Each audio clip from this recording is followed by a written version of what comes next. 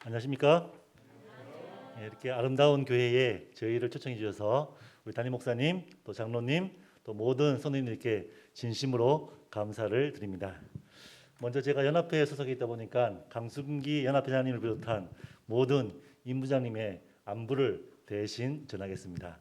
특별히 우리 옆집에 사시는 허창수 목사님, 또 저희 밑집에 사는 우리 김현태 목사님의 안부를 특별히 여러분에게 전해드립니다. 저희는 행복한 그리스도인 가정사역자 김세미 사모. 김영은 목사입니다. 부족하지만 또 하나님께서 주신 이 가족을 통해 얻는 행복과 기쁨을 나눌 수 있는 이 시간을 통하여 더욱더 하나님께 감사드리며 또 함께 행복한 가정을 또 꾸려나가는 그러한 시간이 되기를 간절히 바랍니다. 여러분 행복하신가요? 네, 네라고 대답을 해주신 거 보니까 정말 행복하신 것 같아요. 왜냐하면 얼굴을 뵀을 때 지금 얼굴이 다 웃으시더라고요. 그래서 정말 행복한 교회에 와서 이런 이야기들을 함께 나눌 수 있게 된 거에 너무나도 감사드립니다. 여러분들은 행복의 가장 중요한 요소가 뭔지 제가 한번 여쭤보고 싶은데 우리 목사님 행복에 있어서 가장 중요한 게 뭐라고 생각하세요? 네, 맞습니다. 사랑이죠. 가족 간의 사랑, 또 우리 교우님들과의 사랑이 아마 우리 목사님은 가장 중요하신 것 같습니다. 하지만 그러니까 작년에 12월 27일부터 29일까지 3일 동안 한국사회여론연구소에서 조사를 했어요. 행복에서 가장 중요한 것이 무엇이냐고 물었을 때 많은 사람들이 충분한 소득과 자산, 그러니까 돈이 있어야 행복하다고 얘기를 했다고 합니다. 하지만 우리 심리학자들은 우리 목사님의 의견에 동의를 합니다. 우리 행복을 결정하는 요인은 사회관계, 내가 사람들과 사랑하는 관계, 그리고 배우는 즐거움, 그리고 삶의 의미와 목적, 그리고 작은 일상 속에서 긍정적인 것을 선택하는 태도가 우리의 참 행복을 결정하는 요인이 된다고 행복하게 아버지 에디 디너는 얘기했습니다. 그래서 얘기하기를 여기서 보면 행복을 결정하는 요인은 인식하는 태도예요. 이 태도는 내가 지금 주어진 상황이 100%라면 그 100%가 여러 가지 상황들이 벌어진 일이 있잖아요. 그 일들은 우리에게 주는 영향은 10%지만 그 사건을 바라보고 내가 그 사건에 대해서 내가 어떻게 대할지 내 태도를 결정하는 그 결정을 통해서 90%의 행복이 정해진다는 것입니다. 그래서 심리학자들은 인간은 의지의 자유를 통해서 선택하고 결정하는 존재라고 이야기를 하고 있습니다. 어떤 상황이 와도 슬픈 사랑이 오든 기쁜 사랑이 오든 그 사랑 속에서 내가 섬기고 순종하고 함께 나누는 행복한 사랑을 결정하는 존재가 바로 인간이라는 거죠. 그리고 예언의 신에도 이런 말씀이 있습니다. 그들의 생애가 축복이 되느냐 저주가 되느냐 하는 것은 그들의 선택 여하에 달려있다. 우리의 선택에 따라서 우리 삶이 행복할 수도 있고 불행할 수 있다고 얘기를 합니다. 그럼 여러분은 선택을 하실 때 무엇을 기준으로 선택을 하시나요? 우리 연예인처럼 키가 크시고 아주 멋지신 장로님이신 것 같은데 성함이 어떻게 되시죠? 네. 집사님이세요. 집사님 처음 뵙겠습니다. 집사님은 어떤 걸 결정할 때 어떤 걸 기준으로 결정을 하시나요? 상대방이 다른 사람들 배려하는 마음에서 결정을 하시는군요. 아주 좋은 것 같습니다. 저희가 그게 그리스도인 태도죠. 나처럼 남을 사랑하는 그런 태도로 선택을 주시는 우리 집사님 너무나도 감사드립니다. 저는 성경을 통해서 우리가 선택의 지혜를 그리고 선택의 기준을 그리고 선택의 조언을 들어야 된다고 생각을 합니다. 왜냐하면 성경은 하나님의 감동으로 된 것으로 교훈과 책망과 바르게 함과 의로 교육하게 유익하니 이는 하나님의 사람을 어떻게 하게 하신다고요? 네, 온전하게 하고 그리고 선한 일을 행할 능력을 갖추게 함이라고 말씀하셨습니다. 저희가 행복한 가정을 이루기 위해서 우리가 어떤 걸 선택하고 또 무엇을 더 준비해야 되는지 이번 안식일 여러분과 함께 나누게 될 텐데요. 첫 번째 여러분과 나눌 주제는 우리가 우리의 자녀를 위해서 어떤 부모가 되어야 되는지 또 어떤 선택을 해야 되는지 함께 나누고자 합니다. 첫 번째 우리 성경은 자녀를 어떻게 우리에게 말씀하신지 한번 나눠보도록 하겠습니다. 성경은 먼저 우리의 자녀들을 이렇게 이야기하고 있습니다. 시편 127편 3절입니다. 보라, 자식들은 여호와의 기업이요 태의 열매는 그의 상급이로다. 물론 우리의 자녀이지만 그 자녀에게 앞서서 이 자녀들은 하나님께서 저희들에게 주신 선물로 주신 하나님의 자녀라는 사실을 성경은 이야기하고 있습니다. 그래서 이 교회 증언 6권 205페이지 보면은 어린아이들을 취급하고 교훈하는 그 일이 이 세상에서 가장 고상한 선교 사업이라고 이야기하고 있습니다. 왜냐하면 하나님의 자녀를 다루기 때문에, 하나님이 주신 선물을 다루기 때문에 그 어린아이를 다루는 그것이 바로 가장 고상한 선교 사업이라고 선지자는 이야기하고 있습니다. 또 이 자녀, 어린 자녀 그 시기가 바로 인성 발달의 최적기에 있습니다. 이 기회를 놓치면은 더 힘들고 더 오래된, 더 많은 노력을 기울여야 합니다. 잠언 22장 6절입니다. 마땅히 행할 길을 아이에게 가르치라. 물론 어른들에게도 가르쳐야 되지만 아이들에게 가장 효과적이고 가장 최적기인 그 아이들에게 가르쳐야 한다는 것입니다. 이 모국어 습득이 만 0세에서 2세 사이에 이루어집니다.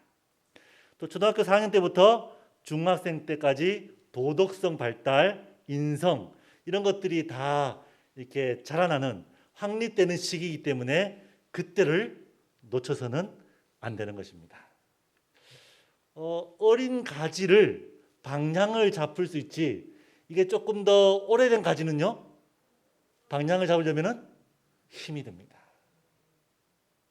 그래서 하나님이 주신 그 자녀들을 가르치는 최적기가 바로 이 어린 아이식입니다. 그래서 우리 선지자는 뭐 생후 7년, 8세, 10세, 12세를 강조하면서 그때 가르쳐야 한다고 이야기하고 있습니다. 또한 이때를 통하여 가르칠 때 전인적으로 성장할 수 있습니다. 예수님은 그 지혜와 그 키가 자라가며 하나님과 사람 앞에서 사랑스러워 가시니라. 뭐 지적뿐만 아니라 육적, 영적, 사회적인 모든 전인적인 성장이 이루어지는 것입니다. 그래서 하나님께서는 저희 부모에게 부탁을 하셨습니다. 자녀에게 무엇을 심어주라고요? 하나님의 형상. 하나님께서 태초에 우리를 지으실 때 하나님의 이미지로 지으셨잖아요. 그런 사랑의 품성을 가진 최고의 능력을 가진 하나님의 형상으로 자라나게 부모가 해야 한다고 말씀하셨습니다. 하지만 자녀를 키우는 것이 쉬운가요? 어려운가요? 네, 어렵죠. 오늘도 제가 어떤 교수님이랑 자녀에 대한 이야기를 했는데 요즘 그 자녀로 인해서 참 행복했지만 요즘 그 자녀로 인해서 너무 힘들다 이런 얘기를 하시더라고요. 하신 얘기가 뭐냐면 자녀를 영국으로 유학을 보냈는데 외국인 여자친구랑 와서 집에서 2달 동안 있다 가겠다 이렇게 통보를 받았다 하시더라고요. 그래서 자녀에게 최선의 것을 줬는데 자녀는 최선의 것을 우리에게 안 줄 때가 있습니다. 그래서 가끔은 실망하고 속상할 때가 있는데요. 더 속상한 경우도 있다고 성경에서는 보여주고 있습니다. 네, 그리스도인 가정은 하나님의 지혜와 하나님의 인도와 돌보심으로 항상 행복해야 되죠, 그렇죠? 세상 사람들도 보기에 교회 다니는 사람들의 가정은 뭐라고요? 뭐 달라도 달라야지라고 기대를 합니다. 여러분, 믿음의 조상 누구죠? 아브라함. 정말 믿음이 대단하죠? 그러나 그 믿음의 조상인 아브라함의 가정도 여전히 편애가 있었고 갈등과 시기와 질투와 적이가 있었습니다. 사라와 하갈 또한 이스마엘과 이삭 사이. 믿음의 조상인 그 아브라함의 가정에도 이러한 문제가 있었습니다. 또한 그 문제가 어떻게 해요? 대를 이어서 반복되고 있습니다. 이삭과 리브가 사이에 야곱과 에서가 태어납니다. 이 가정에도 편애와 갈등과 시기와 질투와 적이 서로 속이고 빼앗고, 그 야곱의 가정은 어떻습니까? 점점 눈덩이가 커지듯이 문제가 더 커졌습니다. 야곱과 4명의 부인과 또 13명의 자녀 사이에서의 그 편애, 갈등, 시기, 질투, 적이, 심지어 어떤 일이 있었나요? 넘지 말아야 될 선을 넘고 동생을 팔아버리고, 또 시므온과 레위가 한 성을 다 속여서 멸망시켜버리고, 그리스도인 가정도 죄악된 세상에 살다 보니까 어쩔 수 없이 힘든 경우가 많이 있습니다. 야곱의 죄와 그것이 가져온 일련의 사건들은 악한 영향, 곧 그의 아들들의 품성과 생애에 쓰라린 결과를 가져온 나쁜 영향을 끼쳤다. 그의 아들들이 성년이 되었을 때 그들에게서 심각한 결점들이 나타났다. 일부 다처의 결과가 그의 가족들 중에 나타났다. 이 무서운 악은 사랑의 샘을 고갈시키고 그 영향은 가장 신성한 관계를 약하게 한다. 이 부모인 야곱의 실수와 연약함과 여러 가지 일들로 인해서 누구까지도요? 자녀들에게까지도 심각한 악 영향력을 미치는 것을 우리가 보게 됩니다. 그러나 이러한 죄악된 세상에 여러 가지 어려움이 있음에도 불구하고 이 불행을 끊기도 한다는 사실입니다. 내가 너와 함께 있어 내가 어디로 가든지 너를 지키며 너를 이끌어 이 땅으로 돌아오게 할지라 내가 내게 허락한 것을 다 이루기까지 너를 떠나지 아니하리라. 형을 속이고 그렇죠? 다 빼앗은 다음에 쫓겨서 가는 그때, 모든 것을 잊고 모든 것이 두렵고 정말 불안한 그때에 야곱이 할 수 있었던 일은 무엇입니까? 하나님을 찾는 것이었습니다. 하나님을 찾기로 선택하는 것입니다. 물론 자신이 연약하고 부족하고 여러 가지 문제가 있지만 그때 하나님께서는요 나타나셔서 함께 하겠다고 약속하셨습니다. 창세기 35장 1절부터 7절에 보면요, 하나님이 야곱에게 이르시되 일어나 베델로 올라가서 거기 거하며 내가 내 형 에서의 낯을 피하여 도망하던 때에 내게 나타났던 하나님께 거기서 단을 쌓으라 하신지라. 야곱과 그와 함께한 모든 사람이 가나안 땅 루스 곧 베델에 이르고 그가 거기서 단을 쌓고 그곳을 엘 베델이라 불렀으니 이는 그 형의 낯을 피할 때에 하나님이 그에게 거기서 나타나셨습니다. 그 디나의 사건으로 그 성을 완전히 멸했을 때 그 주변 모든 부족들이 어떻게 생각했을까요? 야, 뭐 좀 떠들어 다니다가 그렇죠? 그렇게 큰 범죄를 저지르고 살인까지 하다니까 정말 야곱이 불안했습니다. 언제 어떻게 다른 옆에 사람들이 자기들을 멸할지. 그때 야곱이 할 수 있던 일은 무엇입니까? 베델의 하나님을 찾았습니다. 다시금 하나님을 찾기로 선택하고 하나님께 나아갔습니다. 회개하고 용서를 구하며. 물론 단번에 그의 가정이 변화된 것은 아닙니다. 이러한 사건들을 통해서 우리가 유추해 보건대 야곱이 여전히 부족하고 여전히 문제가 많고 그의 가정에 여전히 다른 여러 가지 일들이 일어날 때 야곱은 끊임없이 하나님을 찾고 하나님을 선택하고 회개하고 다시 무릎 꿇고 다시 하나님께 나아갔습니다. 문제가 생기면 잘못됐구나 하나님께 나아가고 자신이 여전히 부족하고 하지만은 하나님께 나아갔습니다. 이렇게 하나님을 찾고 하나님을 선택하고 하나님께 나아가고 이런 것들이 반복되고 반복되자 요셉이 그의 형제들로부터 떨어져 있던 여러 해 동안에 야곱의 아들들의 성품은 변화되었다. 그들이 전에는 질투하고 불온하고 속이기 잘하고 잔인하고 복수심이 강했으나 역경을 겪은 지금에는 이타적이고 서로 간에 진실하고 그들의 아버지께 효도했으며 중년에 접어들었으나 아버지의 건의에 복종하고 있었다. 야곱이 하나님을 찾기로 선택했을 때 서서히 변화되었습니다. 그들의 가정이 변화되었던 것입니다. 그래서 그러한 악순환들이 하나씩 사라지고 다시금 하나님이 원하시는 그 가정의 모습으로 회복될 수 있었습니다.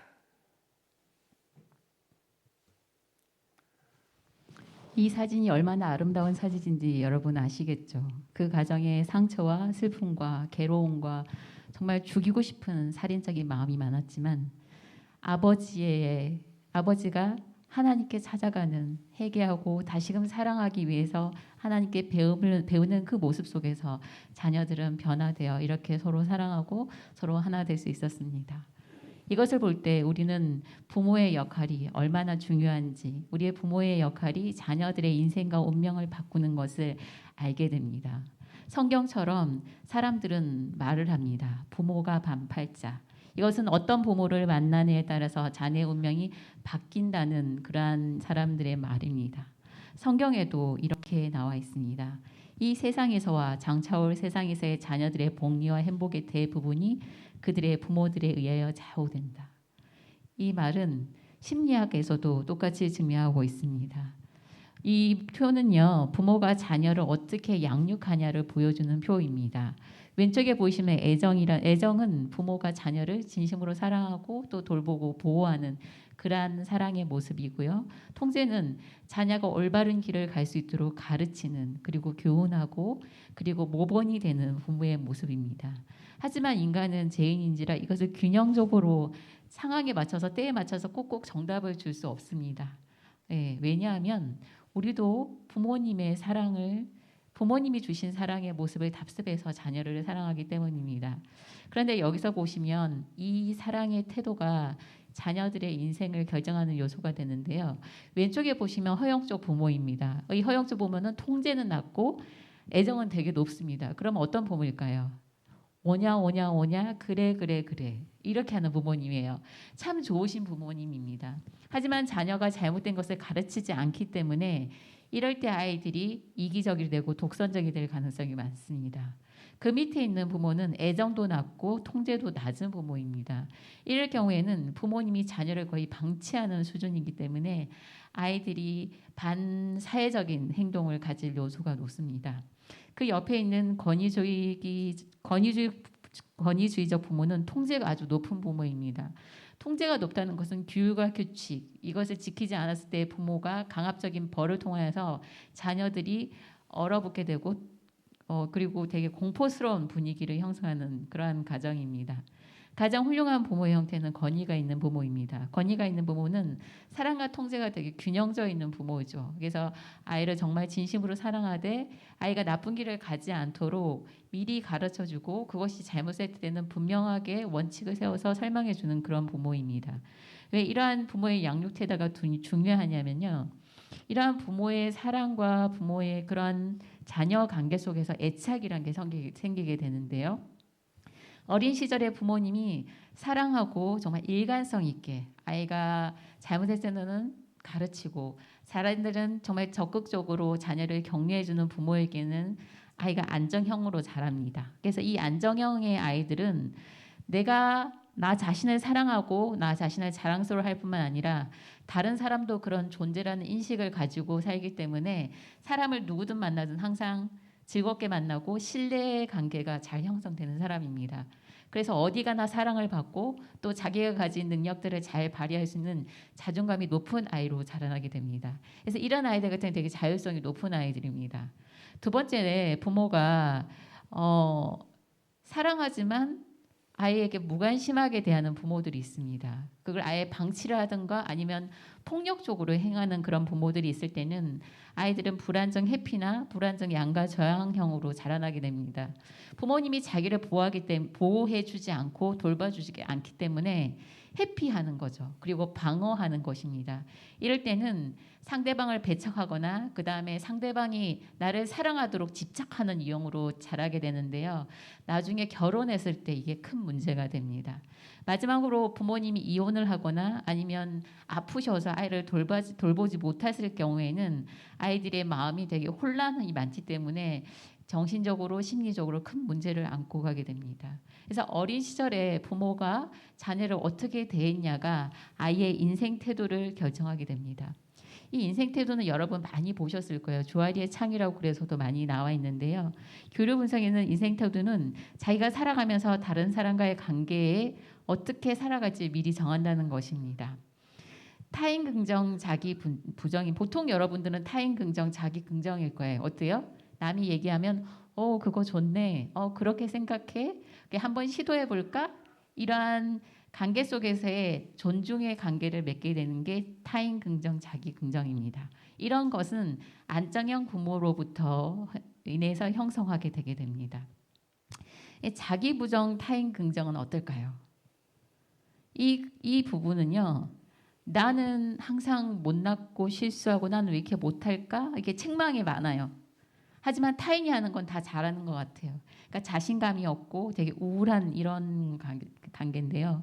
이럴 때는 부모님이 아이들에게 되게 억압하고 공포적으로 가르쳤을 때 아이의 말이 넌 이거 아니야 너가 잘못했어 이러한 지적질을 많이 받았을 때 아이들이 자기 부정, 자존감이 낮은 아이로 자라나게 됩니다.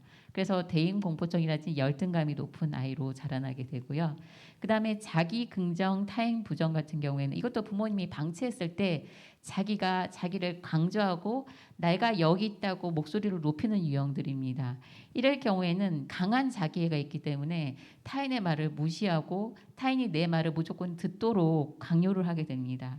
그러니까 관계가 좋을까요? 사람들이 이 사람을 좋아할까요? 싫어할까요? 네, 싫어하게 되죠. 그럴 경우에 본인도 상처를 받습니다. 왜 나를 좋아하지 않을까 이런 생각을 하는데요. 가장 무서운 것은 자기 부정, 타인 부정의 태도입니다. 이것은 자기 자신도 정말 못났고 이 세상도 정말 싫고 잘못됐고 이런 태도로 살아간다는 거죠. 이럴 경우에 저희들은 막 이렇게 자살 경향성이 아주 높은 그러한 태도로 삶을 살아가게 됩니다. 이러한 인생 태도가 저희에게 영원하냐? 어린 시절에 부모가 저희도 정말 사랑한다고 했지만 나도 모르게 어릴 때 부모님에게 받은 사랑의 자세가 있어서 저희가 정말 그런 태도로 사랑하고 싶지 않지만 그런 태도로 사랑했을 때가 있습니다. 그래서 우리에게 인생 태도가 형성되는데요. 이 인생 태도가 영원히 고정되는 것은 아닙니다. 우리가 다른 사람과의 관계에서 다시 재양육이 되면 우리의 이런 부정적인 인생 태도는 바뀌게 됩니다. 그래서 하나님께서 저에게 저희 뇌에 기쁨의 뇌를 허락하셨어요. 이건 다른 사람 관계에서 긍정적인 관계를 맺었을 때, 다른 사람이 그 사람을 진심으로 사랑해 줬을 때, 다른 사람이 그 사람에게 칭찬과 격려를 계속적으로 반복해서 알려줬을 때, 실수해도 괜찮다라고 격려해 줬을 때 그 사람의 인생 태도와 자존감이 바뀐다는 것입니다. 그래서 하나님께서는 저희들에게 이렇게 말씀하셨습니다. 그대는 그대의 표정, 말 그리고 행동이 귀여운 자녀들의 장래의 행로에 직접적인 관계가 있다는 것을 기억하면서 교훈하고 경고하고 공부하지 않으면 안 된다. 그대 일은 합판이 아름다운 형체를 그리거나 대리석에 조각하는 일이 아니오 인간의 심령에 하나님의 형상을 새겨주는 일이다. 하나님께서 말씀하셨습니다. 우리가 가진 우리의 본성으로 자녀를 사랑하고 우리가 가진 우리의 이기심과 우리의 이기적인 마음으로 지금 내 앞에 있는 교우님과 배우자를 대하지 말라고 얘기하셨습니다. 그 사람 안에 하나님의 형상이 있다. 하나님의 사랑이 있다. 그것이 잘 드러날 수 있도록 우리가 그것을 조각해 줘야 된다고 하나님께서 말씀하셨습니다. 그래서 저희 심리학자들은 다시금 하나님의 형상을 새기는 일이 뭘까라고 생각을 해보니까 인증 자극이라는 것이 있더라고요. 네. 인정 자극은 모든 사람들이 다른 사람으로부터 인정받고자 하는 욕구가 있다는 거죠. 언어, 눈빛, 몸짓, 표정, 감정 등 다양한 형태들의 자극을 통해서 채워질 수 있는, 인정받고자 하는 그러한 욕구가 있다는 것입니다. 그래서 우리가 인사하고 악수하고 또 때로는 껴안고 또 쓰다듬고 이런 모든 것들이 바로 인정 자극을 채워주는 그러한 행동들입니다. 그래서 사람들은 궁극적으로 인정 자극을 추구하고 그것들을 받으려고 한다는 사실입니다. 이러한 인정 자극 중에 긍정적인 인정 자극이 있습니다. 아까 말했던 것처럼 이해와 긍정적인 평가, you are okay, 그렇죠? 또 칭찬과 승인, 마음을 주고 받는 사랑의 행위를 포함하며 자신과 타인의 의미, 정서, 지성을 갖게 하는 것들이죠. 이와 반대로 부정적 인정 자극이 있습니다. 뭐 하는 거죠? 비난하고 무시하고 어떤 이야기에 묵살하고 왜곡하고 외면하고 아예 관심을 갖지 않는 것입니다. 또한 조건적 인정 자극이 있습니다. 뭐 긍정적이든 부정적이든 또한 언어나 신체적이든 특별한 조건, 특별한 행위에서만 반응할 때 이 조건적인 자극이라고 하고요. 또한 이와 반대로 무조건적인 인정 자극이 있습니다. 뭐 조건이 있든 없든 어떠한 상황이든 어떠한 특별한 행위가 있든 없든 어떻게 해요? 긍정 자극과 부정 자극을 주는 거죠. 그래서 인정 자극은요, 인간 누구나 우리가 접촉하고 인정할 욕구가 있는데요. 그것을 항상 긍정적으로 대해주고 다시 읽어준다는 것입니다. 야곱이 자기는 죄인이고 사기꾼이고 그리고 형이 나를 죽일 정도로 미움받는 존재라고 야곱은 생각을 했습니다. 그래서 그에게 절망적이었는데 하나님이 가까이 오셨어요. 하나님이 가까이 오셔서 내가 어디로 가든지 너는 가족을 떠나서 외로운 존재지만 나는 함께하는 존재고 내가 무엇이든지 해서 다시금 내가 가족으로 돌아오게끔 하시겠다는 그러한 관계를 야곱과 맺어 주셨을 때 야곱이 어떤 부정적인 상황에서도 다시금 삶에서 내가 하나님의 사람으로서 회개하고 돌아올 그러한 존재라는 그런 삶의 동기를 받은 것을 여러분 아실 것입니다. 그래서 어릴 때부터 우리가 승인해주고 그리고 칭찬해주고 이러한 모든 자극들이 사람을 행복하게 하고 긍정적으로 바꾼다는 것입니다. 한번 그래서 여러분들과 한번 실험은 아니고요. 한번 실습을 한번 해보려고 합니다. 한번 우리 두 분씩 한번 좀 마주 보시고 여러분이 받았던 칭찬을 한 가지씩만 얘기해 보시겠습니다. 시간이 없으니까요. 제가 2분만 드릴게요. 그래서 서로 나 이런 칭찬을 받았어. 이 얘기를 한번 해주시면 됩니다. 아시겠죠? 자, 한번 두 분씩 한번 볼까요? 두 분씩, 두 분씩, 두 분씩 마주 보시고요. 짧지만 나 이런 칭찬 받았어. 얘기하시면 됩니다. 자, 시작. 얘기하시겠습니다.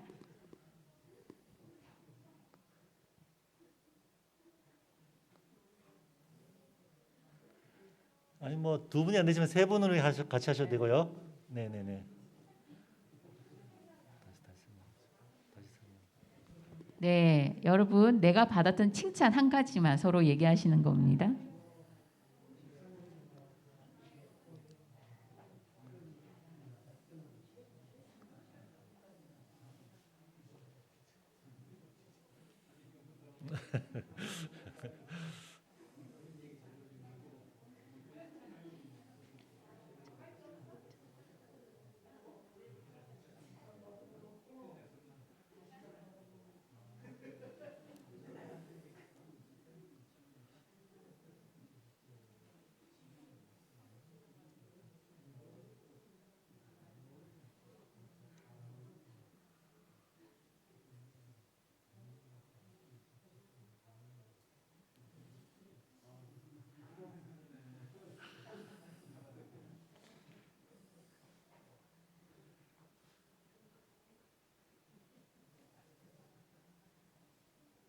네, 기분이 좋아지셨어요? 네, 한번 우리 한 번 더 제가 부탁을 드릴게요. 우리 목사님이랑 우리 성집사님 잠깐만 일어나 주시고요. 네, 일어나 주시고요. 네.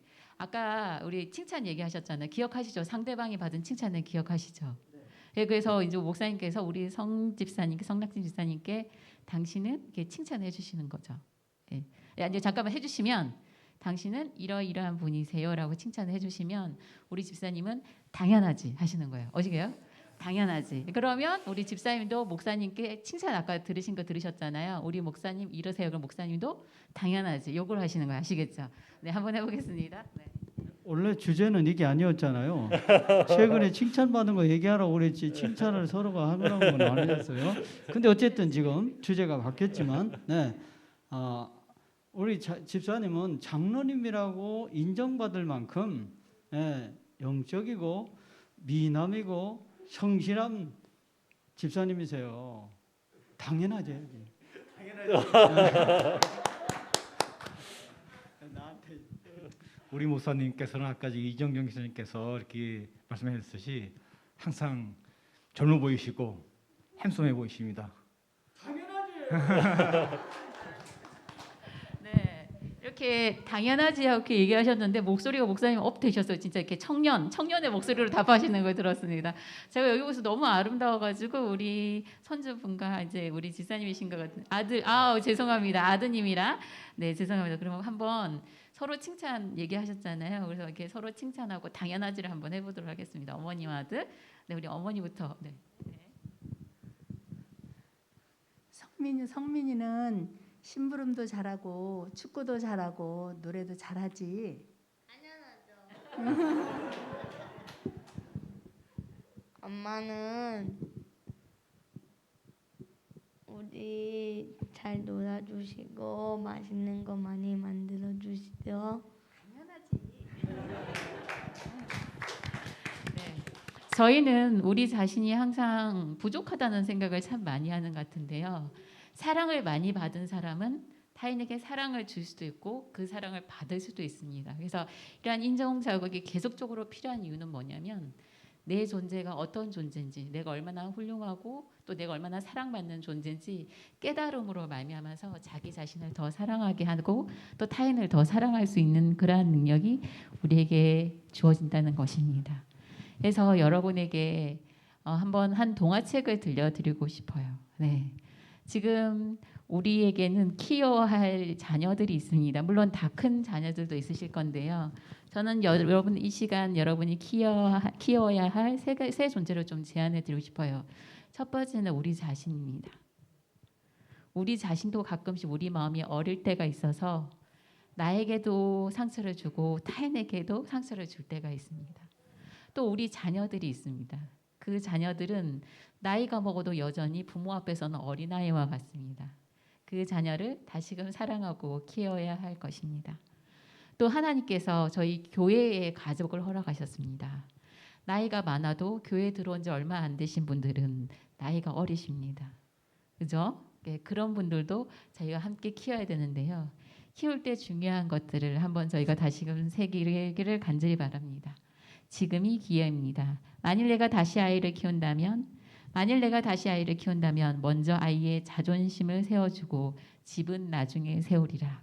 저희가 바빠서 함께하는 시간들을 많이 못해서 그러한 중요한 순간들을 놓칠 때가 있습니다.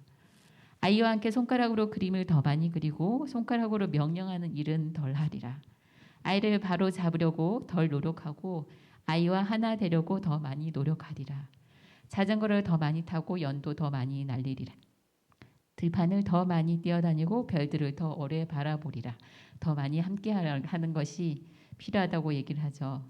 만일 내가 다시 아이를 키운다면 더 많이 아는데 관심을 갖지 않고 더 많이 관심을 갖는 법을 배우리라. 더 많이 껴안고 더 적게 다투리라.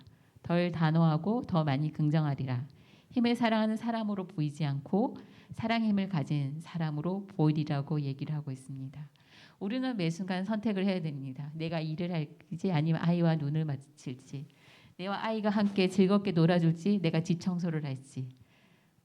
우리가 해야 할 일이 많지만 그 짧은 순간이라도 내가 아이에게 인정 자극을 통해서 내가 소중하고 귀한 존재고 너로 인해 행복해라고 들려줄 수 있는 시간을 선택하라고 저희에게 요청을 하고 있습니다. 왜냐하면 하나님께서는 우리에게 이러한 선택할 수 있는 의지를 허락하셨습니다. 그대들은 낙심할 필요가 없다. 그대들이 깨달아야 할 것은 곧 의지의 참입니다. 이것이 사람에게 있는 지혜력이요 결정력이요 선택력이다. 만사는 의지를 옳게 쓰는 여부에 달렸다. 하나님께서 사람에게 선택권을 주셨으니 그대는 이것을 사용할 수 있다. 그대들은 하나님을 섬기기로 선택할 수 있다. 그리하여 그대들의 성질은 그리스도의 지배를 받게 되고 그대들의 애정은 그에게 중심을 두게 되고 그들의 사상은 조화될 것이다. 하나님께서는 저에게 자유의지를 주셨고 그걸 통해서 저희는 언제든지 선택을 할 수 있는데요. 그 선택에 하나님께서 하나님의 마음으로 할 수 있도록 도와주신다고 약속을 하셨습니다. 그래서 하나님께서 저희에게 이렇게 말씀하셨습니다. 하나님을 올바르게 반영함으로 아이들의 마음속에 하나님의 약속과 명령을 감사하고 존경하게 해주는 부모, 친절과 공유와 인내로서 아이들에게 하나님의 사랑과 공의와 오래 참으심을 알려주는 부모, 그리고 부모를 사랑하고 신뢰하고 순종하도록 가르쳐주므로 아이들에게 하늘에 계신 아버지를 사랑하고 신뢰하고 순종하도록 교훈해주고 있는 부모들은 행복하다. 이러한 선물을 자녀에게 나눠주는 부모는 각 시대의 어떤 재물보다 더 귀중한 보배, 곧 영원히 존속할 보배를 자녀에게 준 것이다 라고 저희에게 이러한 조언을 주고 계십니다. 하나님의 마음과 그리고 하나님을 존경하게 하는 부모, 그를 통해서 부모에게 순종하도록 가르침을 주는 부모는 우리 아이들에게 이 세상에 살아가는 행복뿐만 아니라 저 영원한 하늘나라까지 갈 수 있는 그 마음의 중심을 잡게 가르쳐 준다는 것입니다. 그래서 여호와를 경외하는 자에게는 견고한 의뢰가 있느니 그 자녀들에게 피난처가 있으리라. 여러분께서 이제까지 그렇게 자녀들을 사랑하고 섬겼을 거라고 생각을 합니다. 그래서 이 안식이 다가오는 시간 여러분이 계신 이곳에 있지 않지만 그들이 있는 그곳에서 하나님께서 함께하리라 믿습니다. 여러분의 가정이 예수님 오시는 그날 함께 하나님 앞에 설 수 있도록 함께 기도하는 저희가 되도록 하겠습니다. 감사합니다.